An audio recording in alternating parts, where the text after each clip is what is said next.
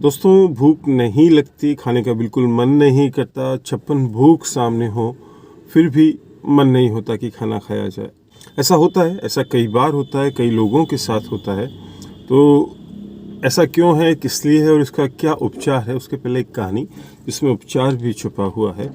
एक बार क्या हुआ, एक राजा था किसी बहुत बड़े राज्य का। तो किसी कारणवश उसकी भूख मर गई। मतलब होता है ना, कई बार लॉस ऑफ एपेटाइट हो जाता है।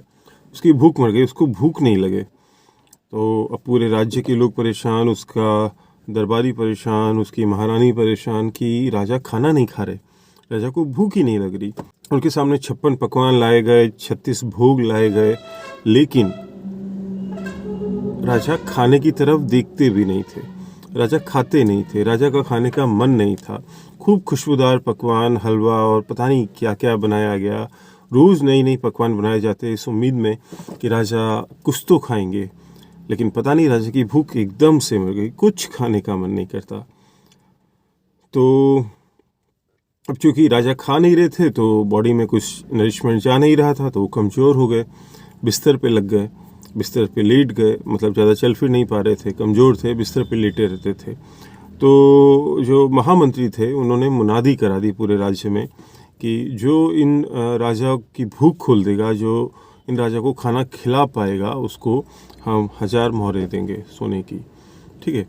तो जितने भी राजवैद्य हकीम थे सब अपना कोशिश करके हार गए, लेकिन राजा को भूख ना लगनी थी ना लगी। तो जो महामंत्री थे उनकी मुनादी सुन के गाँव का एक किसान बिल्कुल अंगोछा धोती और उसमें बिल्कुल अपने खेत से सीधा आया राजा के पास, और उसने महामंत्री से कहा कि आप कहें तो मैं कोशिश करूं, राजा को भूख लग जाए। तो महामंत्री ने ऊपर से नीचे तक देखा कि ये आधी धोती पहने हुए है, नंगा बदन है, गमछा डला हुआ है, किसान है। जब बड़े बड़े राजवैद्य है, हकीम हार गए, राजा को भूख नहीं लग पाई, तो ये क्या कर लेगा। पर खैर, मरता क्या ना करता, कैसे भी करके राजा को सही तो करना था ही। तो उसने कहा कि ठीक है, आप भी कोशिश करके देख लीजिए।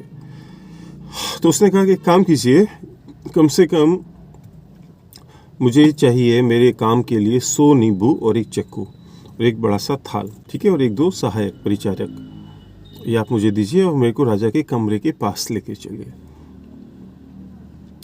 ठीक है, जैसा आप कहें। तो उसको राजा जहाँ जिस शयन कक्ष में लेटे हुए थे, एक तरफ मुंह करके बड़े उदास से सोए हुए थे, बल्कि लेटे हुए थे। न किसी से बात कर रहे थे, ना कोई उनमें इच्छा थी, ना उत्कंठा थी, ना भूख थी, बिल्कुल बस एक तरफ देख रहे थे गर्दन करके। तो उसने कहा, बात करी, लेकिन राजा ने कोई रिप्लाई नहीं दिया। खैर, राजा के सामने वो बैठा और उसने सामने टेबल रखी, उस पर एक थाल रखा और एक नींबू उठाया, राजा के सामने धीरे धीरे उसको काटा, 2 टुकड़े किए और उसको थाल में डाल दिया, निचोड़ के उसका रस उसमें जार में लिया और उसको छिलके को बगल में डाल दिया। फिर दूसरा उठाया, धीरे धीरे उसको काटा राजा के सामने और उसको फिर निचोड़ा राजा के सामने, नींबू को उस जार में और छिलके को डाल दिया। ऐसे वो करता गया। आप ही मानिएगा 10-15 नींबू तो कुछ नहीं हुआ। उसके बाद 15-20 नींबू के बाद राजा ने थोड़ी सी गर्दन घुमा के देखा कि एटलीस्ट हो क्या रहा है। राजा देखने लगा लेटे लेटे कि वो उसके सामने बड़े आराम से धीरे धीरे नींबू काटता, रस टपकता, फिर वो निचोड़ता नींबू का रस और बिल्कुल। तो आप जानते हैं जब हम नींबू काटते हैं, सिट्रिक होता है वो, तो एक जो सौंधी खुशबू जो होती है ना, वो हमारे एपेटाइट को वो करती है, उद्दीप्त करती है, वो फैली। रस, देखिए मैं आपको कहानी सुना रहा हूँ तो मेरे मुंह में लार सलाइवा बन रहा है। तो होते होते जब 30-35-40 नींबू कट गए तो राजा के मुंह में लार बनने लगी। आप देखिए, हम जब बात करते हैं इमली, अमचूर, नींबू, खटाई की, तो एक ऑटोमेटिक लार हमारे पता है जनरेट होने लगती है। तो भूख का मेन जो संबंध होता है वो लार से ही होता है। राजा की लार बननी बंद हो गई थी। तो 40-50 नींबू कटने के बाद राजा की एकदम से भूख खुली, बहुत तेज वाली भूख खुली, लार से मुंह भरा, लार अंदर गई, जठराग्नि प्रदीप्त हुई।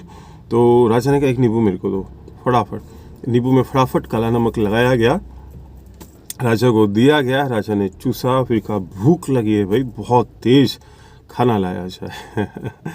तो ये कहानी थी, असली कहानी मान लीजिए, सच्ची कहानी मान लीजिए। आप समझ गए होंगे कि अगर भूख ना लगे तो क्या करना चाहिए। दोस्तों, अगर भूख नहीं लग रही, कई बार होता है ना कि हम फ्रेश भी हो रहे हैं, सब हो रहा है, लेकिन भूख मर गई किसी भी कारणवश, तो ऐसे में एक नींबू बहुत बढ़िया काम करता है। आपको करना क्या है, एक नींबू लेना है, अच्छा कागजी नींबू, खूब रस वाला, बताने में मेरे बाबा लार आ रही है। उस नींबू को लीजिए, उसको एक तरफ से जुड़ा रहने दीजिए और उसमें चार फाँक कर लीजिए, 2 कट लगा लीजिए, 2 एक यूँ एक यूँ, उसकी 4 फाँकें नीचे से फूल की तरह जुड़ा रहेगा वो, ठीक है। एक फाँक पे हल्का सा काला नमक, दूसरी फाँक पे हल्का सा, बहुत हल्का सा सेंधा नमक, तीसरी फाँक पे काली मिर्च का हल्का सा पाउडर, ठीक है, और चौथी फाँक पे हल्का सा शक्कर का पाउडर। इन चारों को हल्का हल्का लगा दीजिए।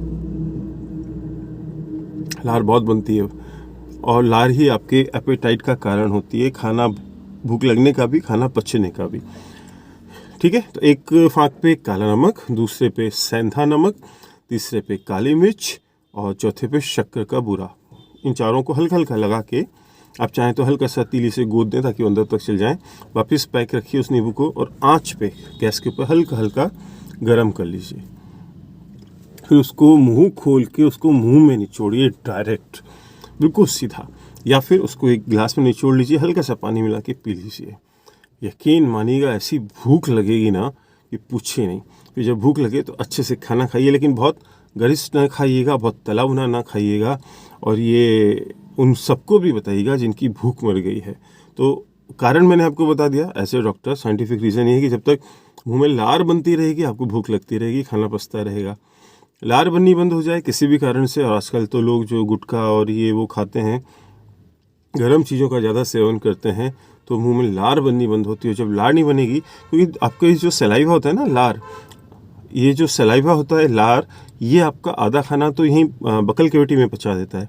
आप जो मुंह में 32 बार चबाते हैं दांतों के बीच में, तो लुगदी बनती है, लार मिलती है, तो वो आधा उसका डाइजेशन तो यहीं हो जाता है। फिर वो आपकी इसोफेगस से नीचे जाके बाकी प्रोसीजर वहाँ होता है।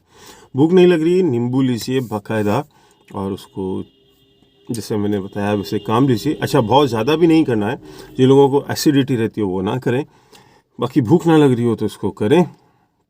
और फ़ायदा हो तो लाइक करें, कमेंट करके बताएं कैसा लगा। और एक निवेदन, अगर ये आपको अच्छा लगा हो, फ़ायदेमंद लगा हो, तो उसको आगे बढ़ा दें ताकि औरों को भी फ़ायदा हो। और doctor Neeraj yoga Ayurveda health motivation, इस चैनल को सब्सक्राइब कर लीजिएगा, बेल आइकन दबाइएगा, शेयर कीजिएगा, लाइक कीजिएगा, कमेंट करके बताइएगा कैसा लगा। तो फिर मिलते हैं और किसी ऐसे ही अच्छे योग आयुर्वेद के खजाने से कुछ अच्छी बातों को लेकर। प्रणाम।